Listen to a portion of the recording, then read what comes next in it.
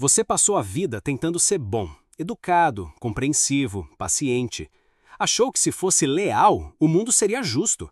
Achou que se evitasse conflitos, as pessoas te respeitariam. Mas olha ao redor. Os que são temidos nunca precisam se explicar. Os que são respeitados não sorriem o tempo todo. E você? Você é ignorado. Foi treinado para esconder sua presença, para pedir desculpas por existir, para evitar o medo, como se ele fosse uma fraqueza. Só que os homens que comandam o mundo pensam diferente.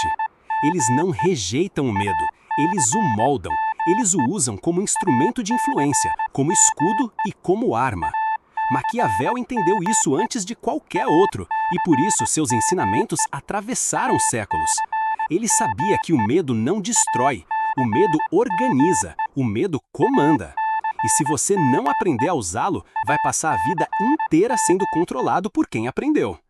Hoje, você vai cruzar a fronteira, vai abandonar a ilusão do bom homem que busca a aceitação e vai começar a construir a mente do estrategista, frio, calculado, respeitado. Este é o método maquiavélico que os poderosos escondem. E uma vez que você enxergar o jogo, não vai mais querer fazer parte da plateia. Vai querer o palco e o silêncio absoluto de quem te observa com medo. Tem uma linguagem que todos compreendem, mas poucos dominam. Uma comunicação que atravessa culturas, classes sociais e gerações sem precisar de tradução. O medo não é apenas uma emoção primitiva escondida nos recessos da mente humana. É o código mais antigo e eficiente de comando que a humanidade conhece. Enquanto você tentava ser gentil, educado, respeitoso, os homens que realmente comandam aprenderam a falar essa linguagem fluentemente, sussurrando ordens que são obedecidas antes mesmo de serem pronunciadas.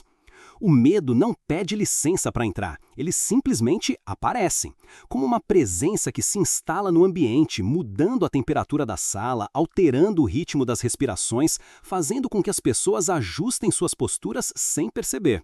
Você já notou como certas pessoas conseguem fazer um ambiente inteiro ficar mais silencioso simplesmente entrando? Não é carisma, não é charme, é algo mais profundo, mais visceral. É a capacidade de gerar uma tensão sutil que faz com que todos ao redor recalibrem seus comportamentos automaticamente. Maquiavel não inventou o medo como ferramenta de poder, ele apenas teve a coragem intelectual de reconhecer o que os poderosos sempre souberam, que a natureza humana responde mais rapidamente ao medo do que a qualquer outra emoção.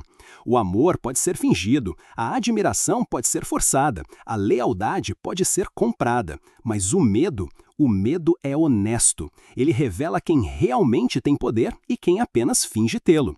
Ele não mente, não pode ser simulado convincentemente, não pode ser falsificado por muito tempo. Durante anos, você foi condicionado a acreditar que inspirar medo era sinal de fraqueza, de insegurança, de falta de caráter.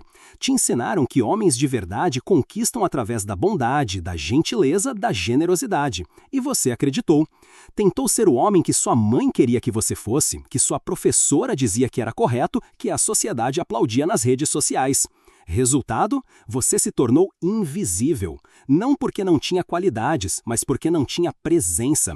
Não porque não era inteligente, mas porque não era imprevisível. Não porque não era capaz, mas porque não era respeitado. O medo é a moeda mais valiosa do poder, e quem não aprende a usá-lo vive sendo comprado por migalhas. Pense nos homens que você realmente respeita, não aqueles que você diz respeitar para parecer politicamente correto. Pense naqueles cuja aprovação você genuinamente busca, cuja opinião realmente importa para você. Há algo neles que não consegue ser facilmente categorizado como apenas simpatia ou carisma. Há uma aresta, uma imprevisibilidade, uma sensação de que eles poderiam, se quisessem, causar consequências significativas na sua vida. Os homens mais respeitados que você conhece aprenderam a sorrir com os dentes escondendo a lâmina. Eles desenvolveram a arte de ser simultaneamente cordiais e perigosos, acessíveis e inatingíveis. Não são os que gritam nas discussões, são os que fazem questão que todos saibam que eles escolheram não gritar. Não são os que fazem ameaças, são os que fazem com que as pessoas sintam que ameaças são desnecessárias. Eles cultivaram uma aura de potencial destruição controlada. O problema não é que te odeiam, o problema é que não te temem. E quando alguém não te teme, isso significa que você não representa uma variável significativa nos cálculos que eles fazem sobre suas vidas. Você se tornou previsível, gerenciável, controlável, um elemento conhecido na equação, facilmente substituível por qualquer outro que ofereça as mesmas vantagens sem os mesmos riscos. Virou um utensílio humano, útil quando necessário, ignorado quando não. Mas o medo, quando usado com precisão cirúrgica, não é sobre intimidação bruta ou agressividade descontrolada. É sobre criar uma atmosfera onde as pessoas naturalmente consideram as consequências antes de te desrespeitarem. É sobre estabelecer limites que não precisam ser verbalizados porque são sentidos. É sobre desenvolver uma presença que comunica sem palavras que você não é alguém com quem se deve brincar levianamente. É sobre se tornar uma força da natureza, respeitada, temida, mas não necessariamente odiada. Você ainda acredita que ser gentil vai te proteger, quando na verdade é isso que te expõe? A bondade sem limites não é virtude, é vulnerabilidade disfarçada de moral. Durante décadas, você foi programado para acreditar que ser um bom homem era o caminho para o respeito, para o sucesso, para relacionamentos saudáveis. Te disseram que gentileza era força, que humildade era sabedoria, que colocar os outros em primeiro lugar era nobreza de caráter. Mentiras bem-intencionadas que te transformaram em um homem que pede desculpas por ocupar espaço. O mundo não funciona como os filmes de família que você assistia quando criança. Na realidade, bondade incondicional é interpretada como fraqueza, disponibilidade constante é vista como falta de opções, e generosidade sem reciprocidade é entendida como desespero por aceitação. Você se tornou o homem que todos procuram quando precisam de um favor, mas que ninguém considera quando há oportunidades importantes sendo distribuídas. Você virou o plano B de todo mundo, o recurso de emergência, a opção segura, que ninguém escolhe quando há alternativas mais excitantes. Observe os homens que realmente comandam, não aqueles que ocupam cargos porque herdaram ou porque tiveram sorte, mas aqueles que construíram poder genuíno.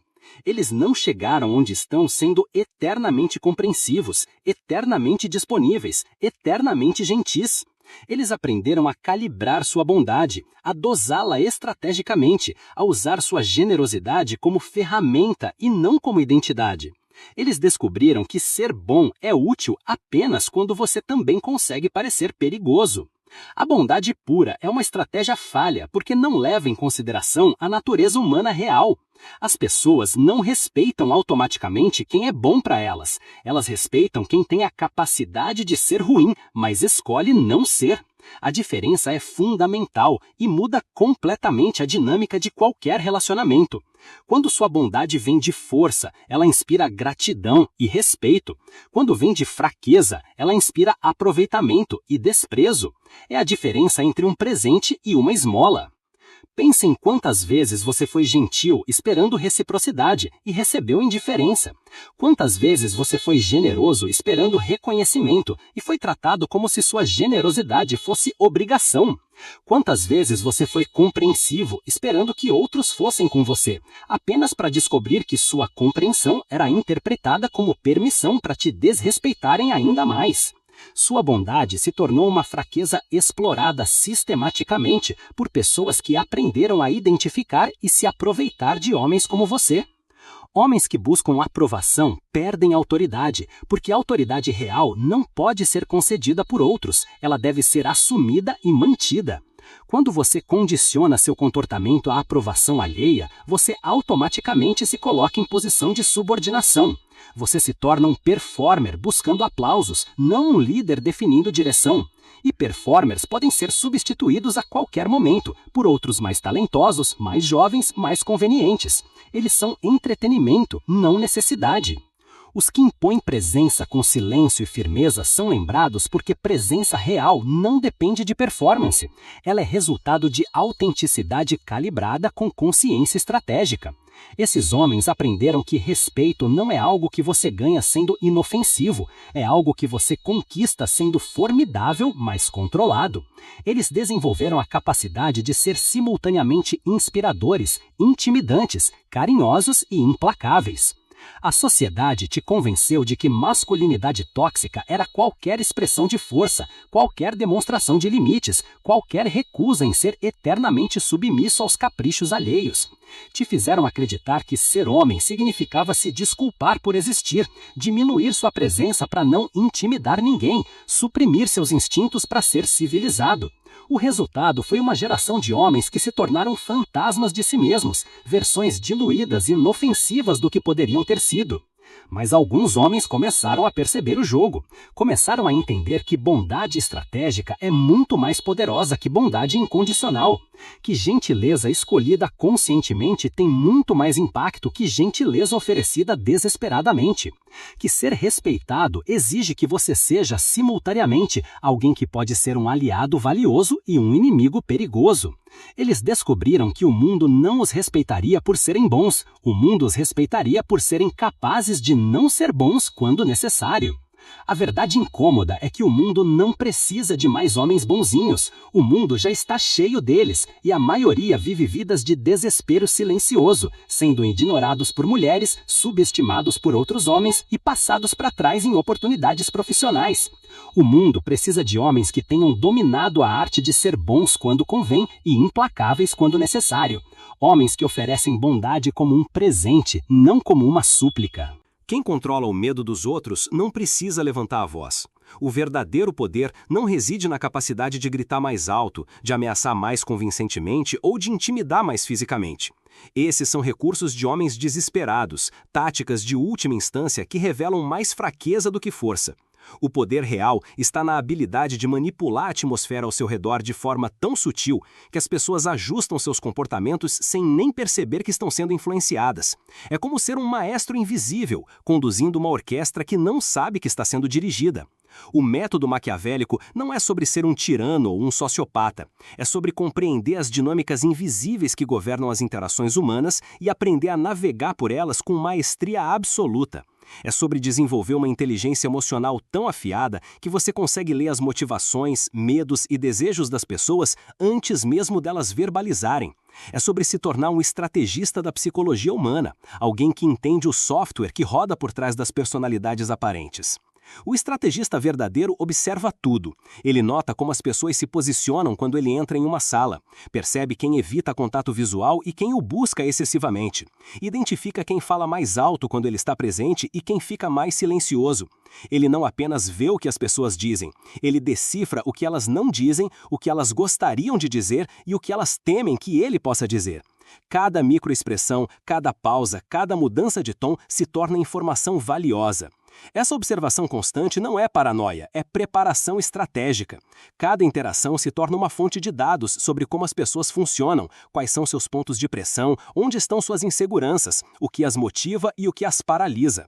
Com tempo suficiente, o estrategista desenvolve um mapa mental das pessoas ao redor tão detalhado que ele consegue prever reações, antecipar conflitos e posicionar-se sempre alguns passos à frente do jogo.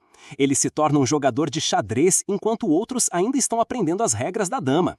Sabe quando provocar, quando calar, quando sumir e quando voltar. O timing é absolutamente tudo no jogo do poder psicológico. Provocar no momento errado pode parecer insegurança ou agressividade desnecessária. Falar quando deveria estar calado pode revelar suas cartas prematuramente. Estar sempre disponível pode fazer com que sua presença seja dada como garantida. Mas desaparecer no momento certo cria vácuo, gera especulação, faz com que as pessoas se perguntem onde você está e o que está fazendo. O estrategista aprende a usar sua ausência como ferramenta tanto quanto sua presença. Ele entende que às vezes o silêncio é mais poderoso que 1000 palavras, que às vezes não responder uma mensagem imediatamente cria mais impacto que uma resposta elaborada. Ele descobriu que ser ligeiramente imprevisível mantém as pessoas em estado de atenção constante. Elas nunca sabem exatamente o que esperar dele, e essa incerteza controlada se traduz em respeito involuntário. Ele gera tensão, causa desconforto e faz isso parecer completamente natural. A tensão que ele cria não é hostilidade gratuita, é uma calibração cuidadosa da dinâmica social. É como um músico que usa dissonância para criar interesse, que introduz notas que não se resolvem imediatamente para manter a audiência engajada. O desconforto que ele causa é proposital, mas nunca óbvio. É sutil demais para ser confrontado diretamente, mas presente demais para ser ignorado. Às vezes é uma pausa longa demais antes antes de responder. Às vezes é um olhar que dura alguns segundos além do socialmente confortável. Às vezes é uma pergunta direta que corta através das convenções sociais e vai direto ao ponto que todos estão evitando. Às vezes é simplesmente a recusa em rir de uma piada que não achou engraçada, quebrando o consenso artificial do grupo. Pequenos atos de não conformidade que estabelecem sua independência psicológica. Esse método não é sobre ser sociopata ou manipulativo no sentido destrutivo. É sobre reconhecer que todas as interações sociais já são jogos de poder, quer você participe conscientemente ou não. A diferença é que a maioria das pessoas joga sem saber as regras, enquanto o estrategista maquiavélico estudou o manual, memorizou as estratégias e praticou até a maestria. Ele não inventou o jogo, ele apenas decidiu jogar para vencer.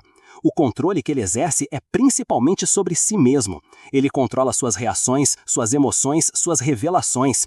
Não deixa que a raiva o faça falar demais, que insegurança o faça buscar validação desesperadamente, que alegria o faça baixar a guarda completamente. Ele se torna um livro difícil de ler, mantendo as pessoas perpetuamente curiosas sobre seus verdadeiros pensamentos e intenções.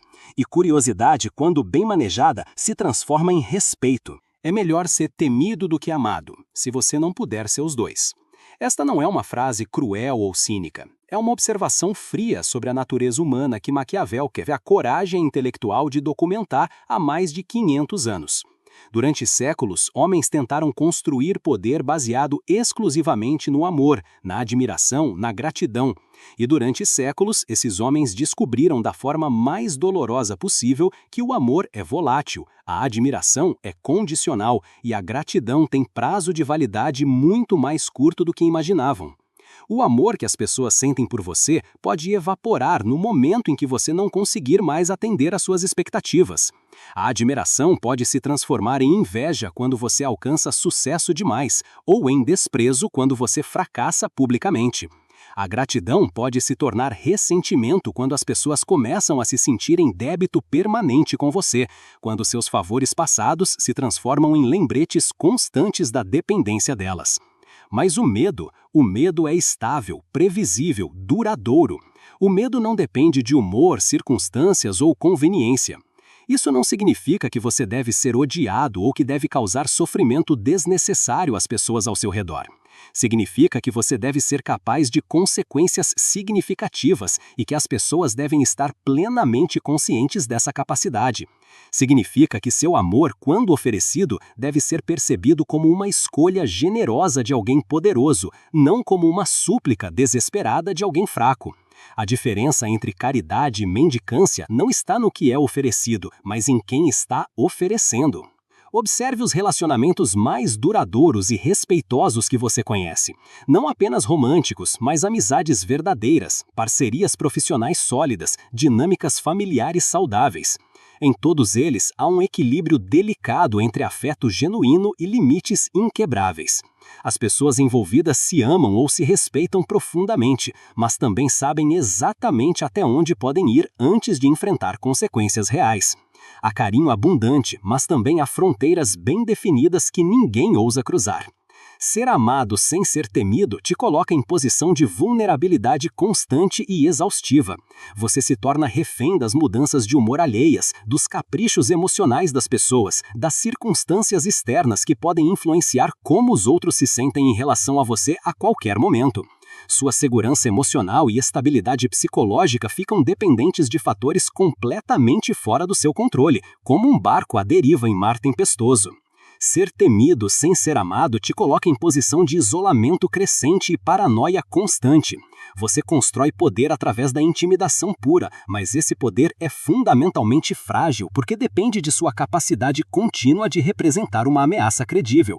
No momento em que você demonstrar fraqueza genuína ou vulnerabilidade humana, aqueles que você intimidou podem se voltar contra você com toda a força do ressentimento acumulado ao longo dos anos.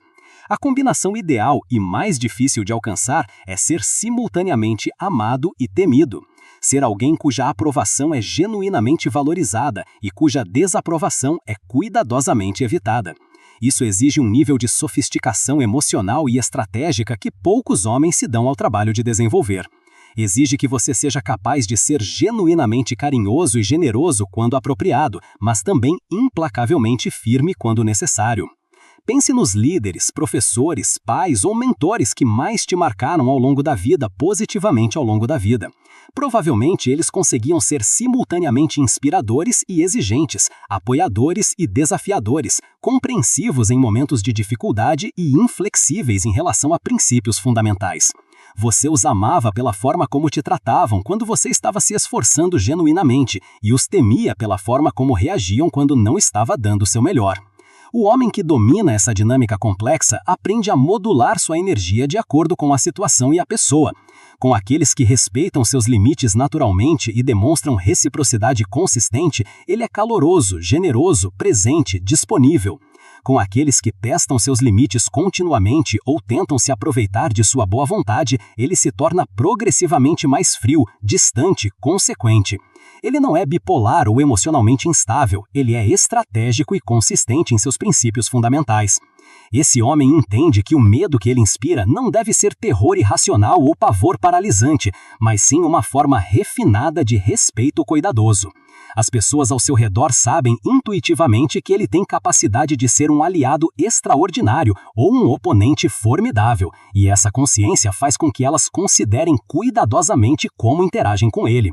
Elas não andam na ponta dos pés por medo de uma explosão irracional, mas porque sabem que ele tem padrões claros e consequências consistentes. Quando você consegue ser amado e temido simultaneamente, você atinge um estado de poder verdadeiramente sustentável. As pessoas querem estar do seu lado genuinamente, mas também sabem que não devem te cruzar desnecessariamente. Elas buscam sua aprovação. A sua fraqueza era querer aceitação. Seu renascimento começa quando você exige respeito. Esta transformação fundamental não acontece da noite para o dia, nem é resultado de uma decisão súbita tomada em um momento de raiva ou frustração. É um processo meticuloso de reconstrução completa da sua identidade, da sua presença, da forma como você se relaciona com o mundo e como o mundo inevitavelmente se relaciona com você em resposta. Durante anos, você viveu aprisionado pelo medo. Medo de rejeição social, medo de conflito direto, medo de não ser aceito pelo grupo, medo de parecer inadequado ou insuficiente, medo de ficar completamente sozinho. Esse medo te transformou em um performer emocional constante, sempre ajustando sua personalidade de acordo com a audiência presente, sempre tentando ser a versão específica de si mesmo que você achava que os outros queriam ver naquele momento. Você se tornou um camaleão emocional, mudando de cor psicológica para se misturar perfeitamente com qualquer ambiente social. Mas agora você compreende uma verdade revolucionária. Esse mesmo medo que te controlava durante tanto tempo pode ser transformado em uma ferramenta poderosa que você controla com precisão cirúrgica. O mesmo instinto aguçado que te fazia recuar automaticamente pode ser calibrado e direcionado para fazer outros recuarem quando isso for estrategicamente necessário.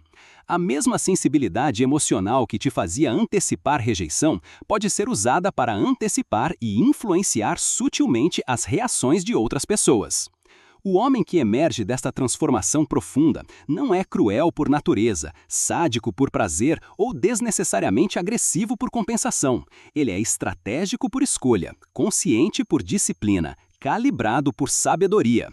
Ele aprendeu a dominar sua presença de forma que ela comunique força genuína sem precisar de demonstrações exageradas ou teatrais. Sua confiança não vem de arrogância inflada ou narcisismo patológico, vem do conhecimento profundo e testado de que ele pode lidar competentemente com qualquer situação que a vida apresentar. Ele não pede licença para ocupar o espaço que merece, porque entende que sua existência tem valor intrínseco e inquestionável. Não se desculpa por ter opiniões fortes ou padrões elevados que outros consideram inconvenientes. Não diminui suas conquistas reais para fazer outros se sentirem artificialmente confortáveis com suas próprias mediocridades. Não aceita desrespeito flagrante para manter uma paz superficial que beneficia apenas os desrespeitosos. Ele estabeleceu limites claros e os mantém consistentemente, independentemente de quem está testando-los ou quais são suas motivações. A forma como ele usa o medo é elegante, quase artística em sua sutileza. É como um perfume caro e exclusivo, completamente invisível a olho nu, mas definitivamente presente no ar, alterando a atmosfera de qualquer ambiente que ele ocupa. As pessoas sentem algo diferente e inexplicável na presença dele, algo que não conseguem completamente identificar ou articular com precisão, mas que as faz considerar suas palavras mais cuidadosamente, respeitar seus limites mais naturalmente, valorizar sua aprovação mais genuinamente. Esse novo você desenvolveu uma presença que é simultaneamente magnética e intimidadora, atraente e respeitosa. Magnética porque você se tornou genuinamente interessante, alguém que não pode ser facilmente categorizado, manipulado com técnicas básicas ou previsto com segurança. Intimidadora porque as pessoas percebem instintivamente que você tem substância real por trás da aparência, que suas palavras têm peso genuíno, que suas ações têm consequências mensuráveis no mundo real. Você aprendeu a usar o silêncio como uma ferramenta de poder sofisticada. Não o silêncio covarde do medo ou da insegurança paralisante, mas o silêncio calculado da observação atenta, da análise cuidadosa, do controle emocional absoluto. Você fala quando tem algo genuinamente significativo a contribuir, não para preencher espaços vazios constrangedores ou buscar validação desesperada dos outros. Suas palavras se tornaram dramaticamente mais impactantes, porque se tornaram estrategicamente mais raras e infinitamente mais intencionais. Seu relacionamento com o conflito mudou completamente de perspectiva. Antes, você evitava conflito a qualquer custo pessoal, preferindo engolir desrespeitos evidentes a enfrentar confrontações necessárias. Agora, você não busca conflito desnecessariamente ou por entretenimento, mas também não o evita covardemente quando ele é necessário para manter seus padrões fundamentais. Você aprendeu que alguns conflitos bem escolhidos são investimentos valiosos no respeito a longo prazo. As pessoas começaram a te tratar de forma completamente diferente, não porque você se tornou uma pessoa ruim ou moralmente questionável, mas porque você se tornou uma pessoa autenticamente real.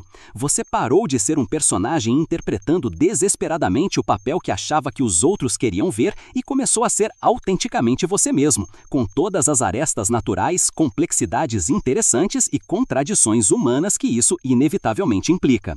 Agora você não vive mais Controlado pelo medo dos outros, você faz o medo viver estrategicamente nos outros, não como terror destrutivo ou angústia paralisante, mas como uma forma saudável e natural de cautela respeitosa.